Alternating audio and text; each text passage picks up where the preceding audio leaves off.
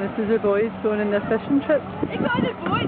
There must be about 20 boats and they're all going on a fishing trip to see who can catch the heaviest fish. And the winner gets £63 and there's lots of other prizes like £10 prizes, bottles of whiskey, bottles of vodka, fishing things, you name it, lots.